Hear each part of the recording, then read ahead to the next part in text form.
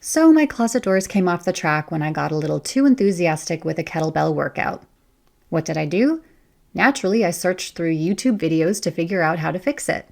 And then, just like always, everything went wrong. It took the guys in the videos about 30 seconds to fix this issue. After 20 minutes of struggling and sweating, trying to get these doors back on the track, doing exactly what was recommended, I started to think that maybe there was a bigger problem. Maybe the track itself was broken. And that's when things really started to go downhill. There are only 6 screws holding the track in, but the last one was in so tight that despite my best efforts to preserve the integrity of the screw, I stripped the you-know-what out of it. I thought I could get it out with pliers or any number of other tricks I learned, also from watching YouTube videos on how to get a stripped screw out. None of them worked.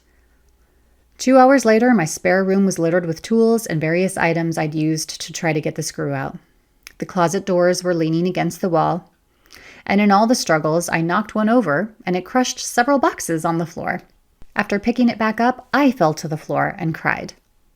I consider myself a fairly handy person, particularly for my gender. After all, remember that women are not taught any of these skills growing up. We like to pretend, as a society, that men are born with a hammer in their hand.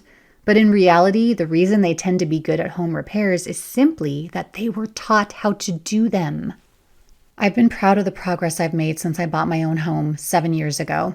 I built a fence, I've made a few small repairs. For heaven's sake, I know how to use a circular saw. That's pretty badass, right?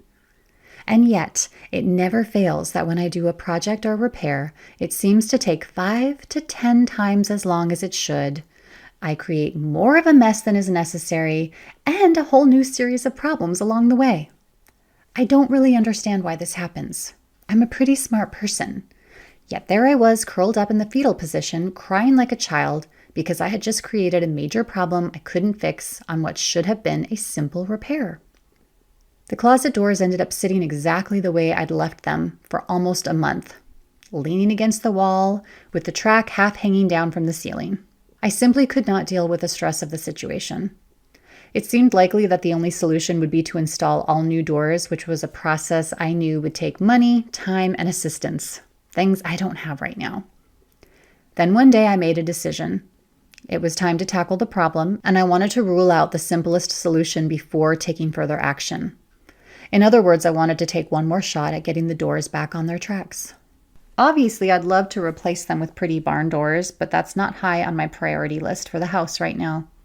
So if I could put them back the way they'd been, then replacing those doors would be a problem for another day. The first order of business was to get the track screwed back in. I knew this would be somewhat impossible because the last screw on the right side was stripped and half out of the wall. I had to accept the fact that the door will never fully close and that this is a problem I won't be able to solve at this time, assuming I could get the doors back on the track at all. Next, I wrangled those awkward doors and once again followed the instructions to the letter. Inner door first, make sure to keep them at a 30-degree angle, yada yada. Yeah, this is not an easy task in a tiny room and for someone who has very limited upper body strength, despite a rigorous bi-weekly free weight workout routine. Over and over I tried this and just could not get it in. I felt overwhelmed, frustrated. I still can't figure out what I was doing wrong so many times. It's hard to explain the feelings that come up for me when this happens. I feel like I can't talk about it to anyone, particularly men. They so often tease me and make fun of me for not knowing how to do something so simple. I know they mean well, but it makes me feel incredibly ashamed.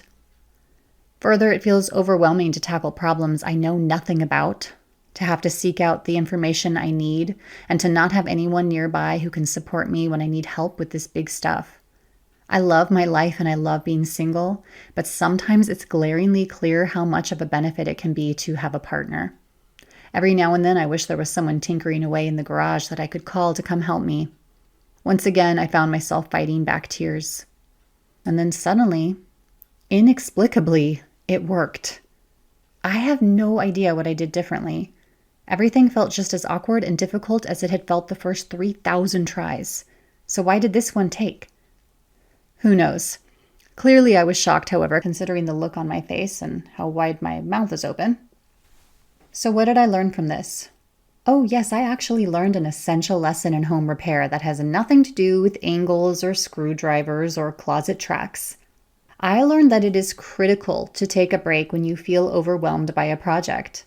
I don't care if you've only been working at it for 20 minutes, just stop. If you're not getting any closer to a solution, stop. If I had stopped to take a break, I would have saved myself hours of needless effort, hours of emotional angst, and a plethora of problems I didn't need to create, like that damn stripped screw that's still half hanging out of the wall. If I had come back the next day rested and ready to try again, I might have been able to get it back on the track without any further incident. My arms wouldn't have been so tired, there wouldn't have been so many tears, maybe I wouldn't have felt so alone either. So here we are. The closet doors are back on their track. I'm still too afraid to try to close the left one all the way for fear that it will come off again. But at least the problem is solved for now. I have so many things I want to do with this house. I'll get to replacing those closet doors eventually, and with a much better approach, I hope.